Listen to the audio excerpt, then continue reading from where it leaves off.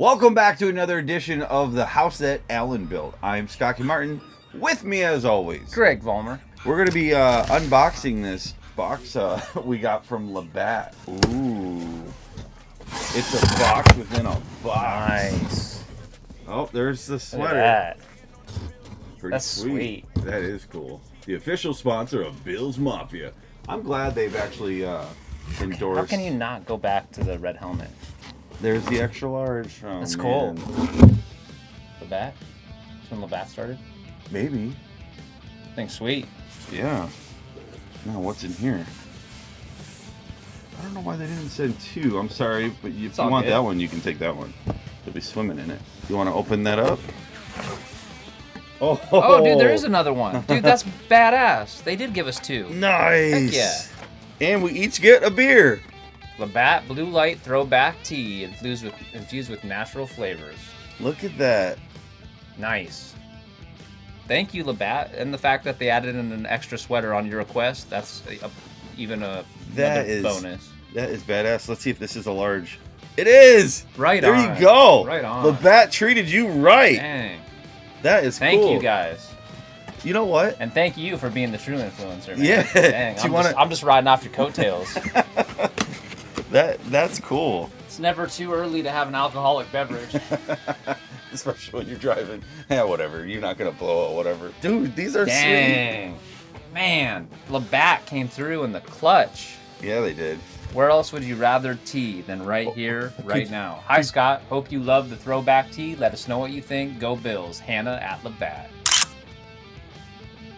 All right. That's sweet. Dude, this is a sweet can, too.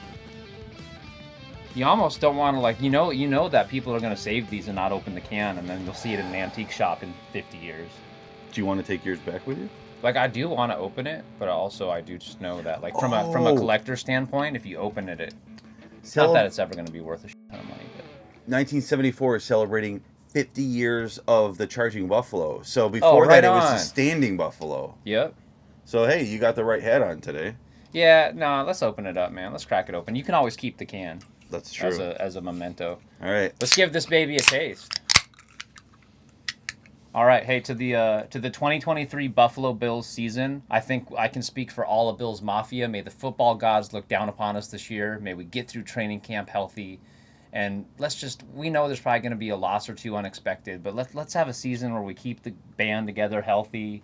Let's not have any 13 seconds, any fumbles on the goal line against the Vikings. Going into overtime. So no bull crap where Justin Jefferson catches a once in a lifetime catch. Yeah. Can we just have hope we have a normal season, nobody dying on the field. Yeah. To the Buffalo Bills and Bills Mafia, we're almost there to another exciting season. Cheers, brother. Cheers.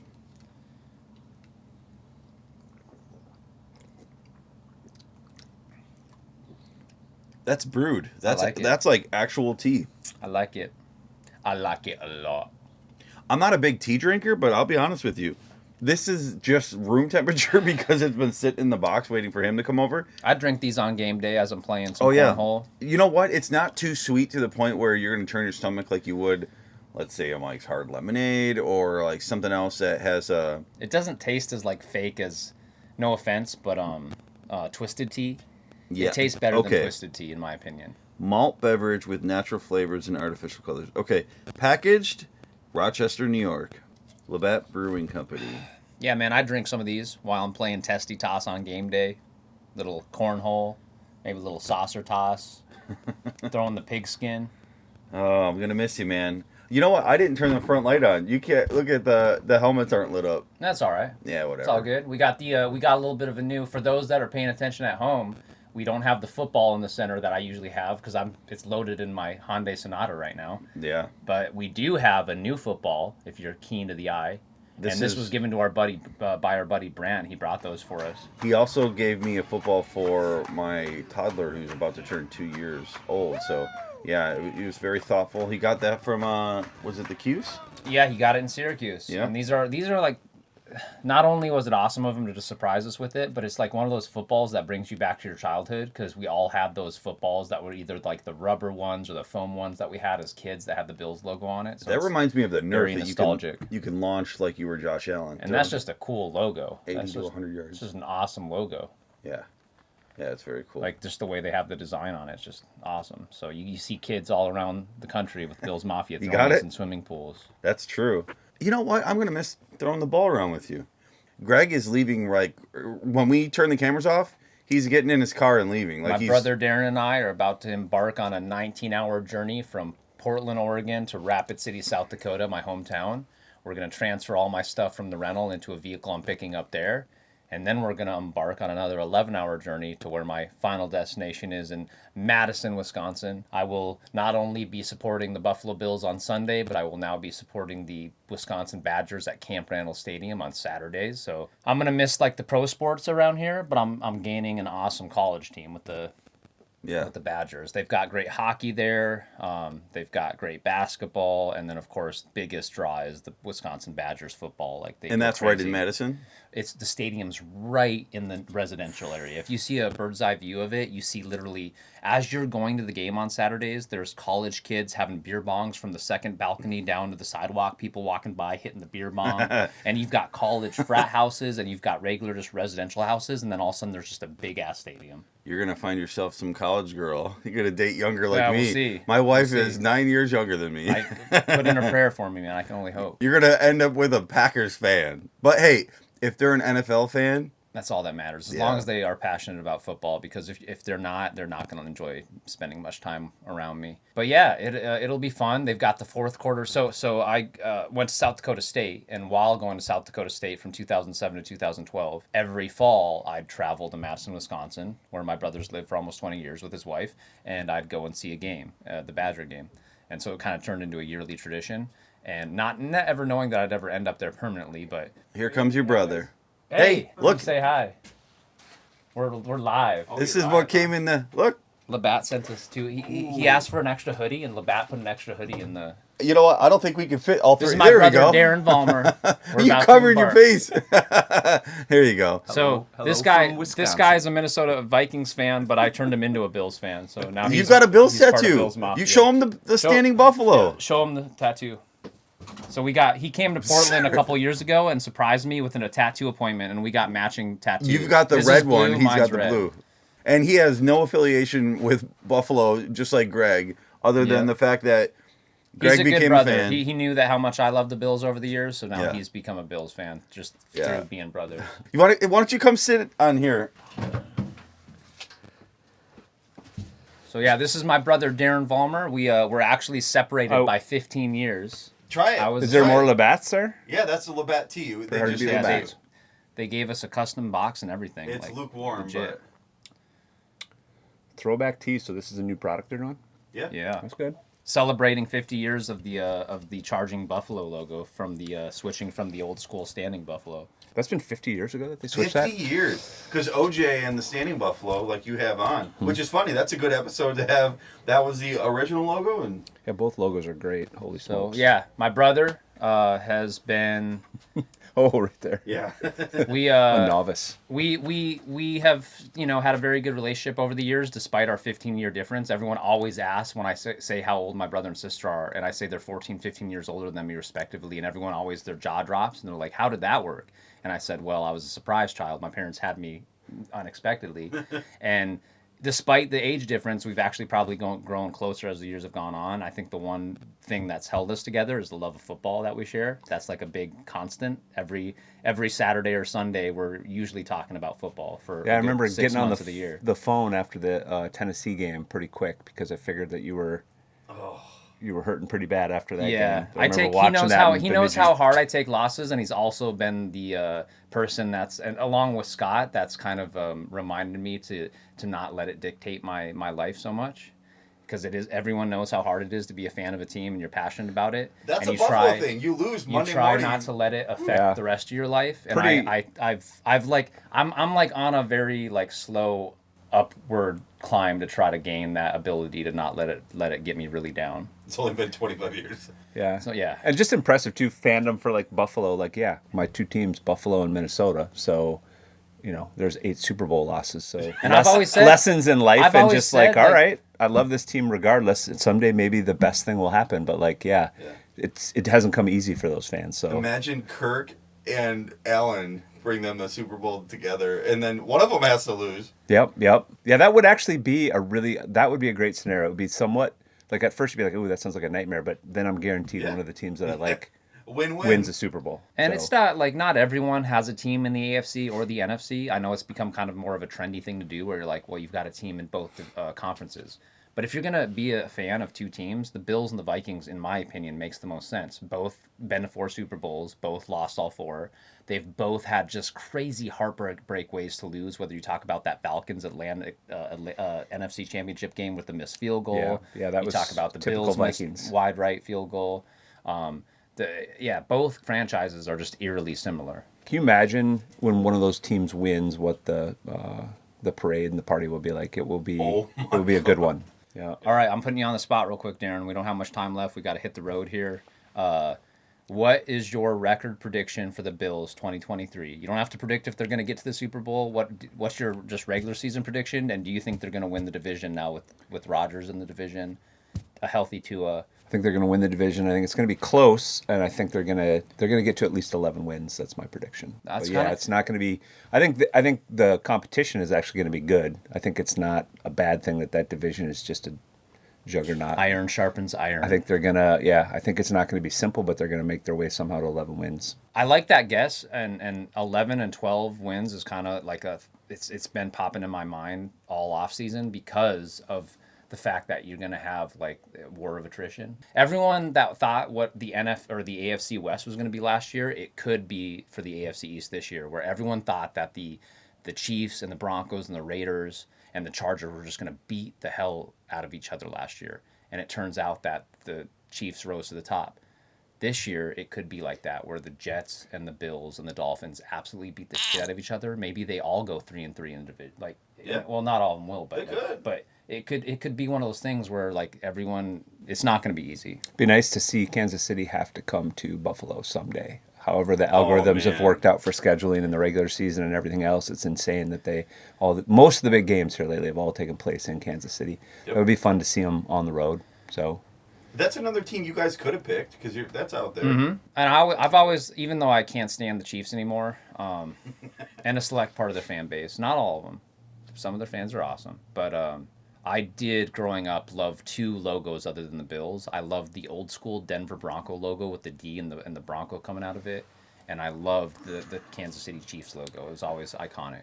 Yeah, if you were in Rapid City, most folks probably gravitated towards the Denver Broncos because they were the closest NFL team, and then the other half would have been the Vikings. Yeah, because of where it sits in the Dakotas and your team option. So, and then I think most people in Rapid City probably cheer for the Nebraska Cornhuskers College. So that's the closest. Yeah. At least at the time, it was the closest big football program. So.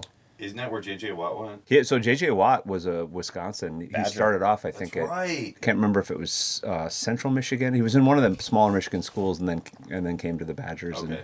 All right, I'll let you guys back at it. No, it's about a wrap. Go Bills. Yeah, thanks for a guest appearance today. Now wash your head. I'm gonna need more of that tea though. Here you go. If that was cold, that actually would I'm be not good. I'm not even trying to just put in an ad plug for Labatt. It's really good. That is good. All right. Do you have anything else to say? Some quick closing thoughts? My closing thoughts are that I'm going to really miss these in-person ones, and doing it live meaning like filming together is fun. Where we're going to go back to doing a live show on camera where we're probably going to be so excited and talking over each other, but we're never going to get that nice little clap that we do. The outtakes, honestly, I don't usually laugh out loud even if it's a movie. But I'll be sitting there with my headphones on editing, and I'm just dying at some of our outtakes. But I mean, honestly, I'm gonna miss having you here for the cheerful bullpen, watching the games live, doing our pregame fireball for Fireball, and obviously missing you in general. But you got to take your blanket. Yeah. This is his blanket that we have laid out, and your red helmet. So I'm looking forward to hopefully a healthy season after seeing the Joe Burrow scare with the calf strain that could be 6 to 8 weeks. Jalen Ramsey also is out 6 to 8 weeks with his knee. He had a meniscus issue. We just want to stay healthy. We've only got a couple minor injuries so far, and those were already in existence. Like they had Von Miller on the pup, who will probably miss the first 4 weeks. But with it being, day 3 of the training camp right now? Currently, as we film this, it's day 3. I just want health, progress, and I want our draft picks to work out. I want Kincaid to do well. I want Kaiir Elam to supplant Dane Jackson and Benford. I want those young guys to do well, and I want the team to get those rookies and those guys on the cheap. Sorry, the microphone just stopped again, probably because I'm out of memory. So we're probably not going to have proper audio for the end of this, but I just wanted to say I appreciate you, man. I love you like a brother, and love you too, man. Thank you for showing me how to speak in front of a camera. Remember, the camera's right there, and not tapping on the table. No, it's been great. And honestly, I'll never forget watching you after our very first pilot episode where we decided to finally do it, and watching you for about 3.5 hours just looking at you edit on your computer, and my jaw just dropped. Shortcuts are important. And I was like, because I always knew you were a YouTuber, but you never really know what it takes to go through all that and to edit all those videos, and seeing you do it, and it looked like you were speaking a different language on the computer. Muscle memory, man. Yeah. I'll you know what? I can actually show right now what the last episode looked like. You could see the sequence and the timeline of everything. It gets complicated because what you watch is a single layer.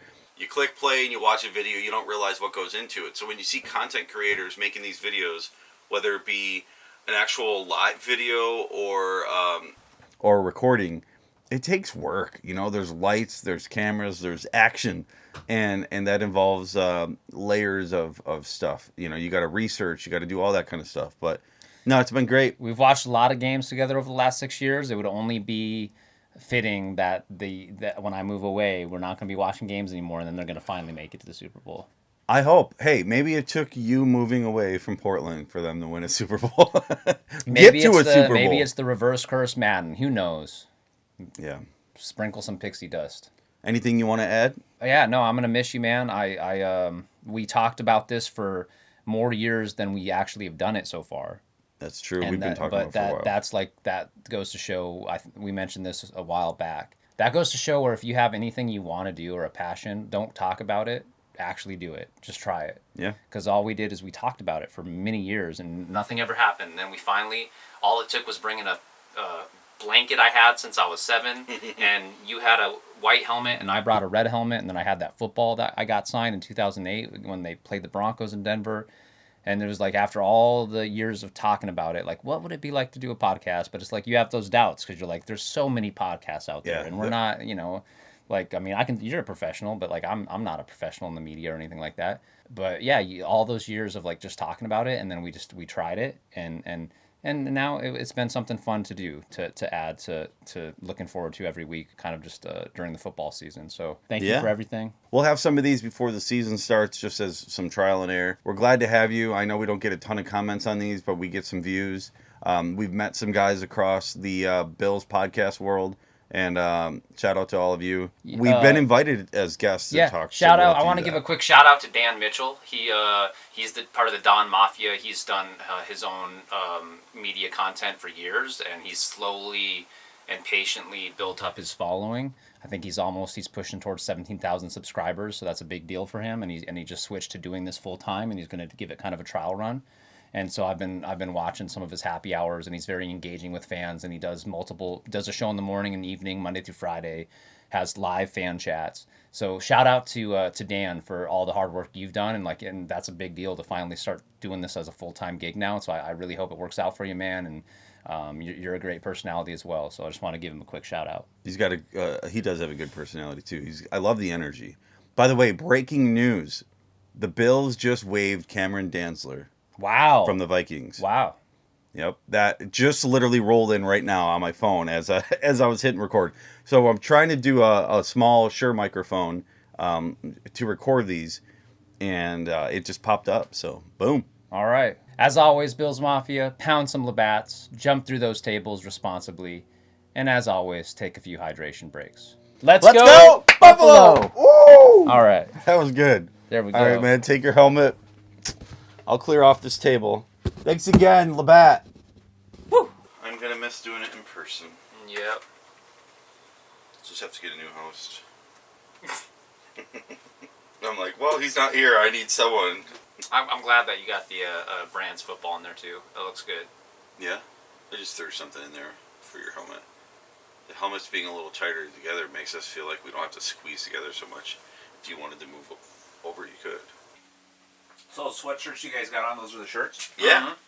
74. God, I can't believe it. That's 74 that they made that switch. I thought it was way after that. It was after they built the stadium. The stadium was like, I think OJ was the first player to play in the stadium.